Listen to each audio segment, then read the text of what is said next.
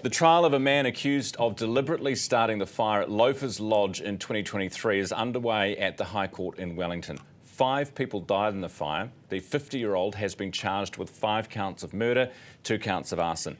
Melissa Nightingale is the Herald Wellington reporter covering the trial and joins us now. Good morning, Melissa. Good to have you on the program. Morning. What are the Crown saying the defendant did here? Yes, so we've had some information from the Crown yesterday. It's the first time that we're hearing these details.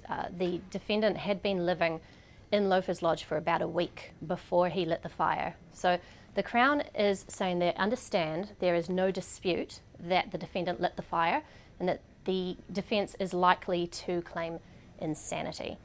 So what they've said is that he didn't like living at Loafers Lodge and that lighting the fire and burning the building was his solution to try and get himself put into different accommodation.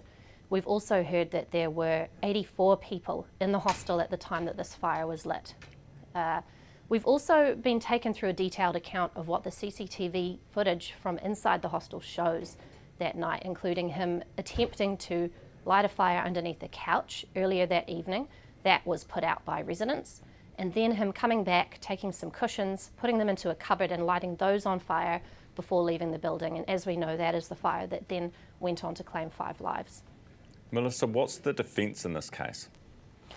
So what we understand from the judge and the Crown, though the defence haven't spoken yet, is that there will be a defence of insanity. So there's 2 branches to this. If the jury are to find that he was insane at the time of the offending, they have to agree that he was labouring under a disease of the mind to such an extent that he was incapable of understanding the nature and quality of his actions, or that his actions were morally wrong. What has the jury heard so far from witnesses, Melissa? We've had 3 witnesses so far. These are all employees from Fire and Emergency New Zealand. We've heard from the call taker who took the first 111 call.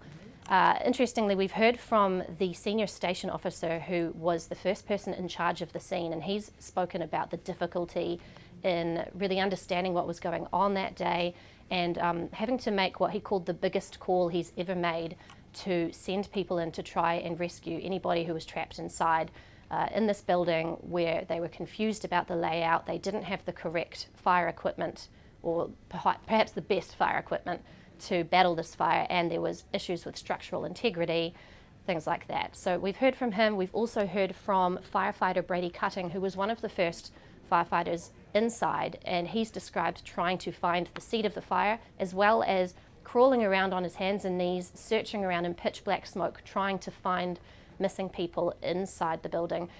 Whenever he stood up, he felt his ears burning from the extreme heat above him. So it's a really harrowing account of just what it was like inside the building that night. Very, very intense.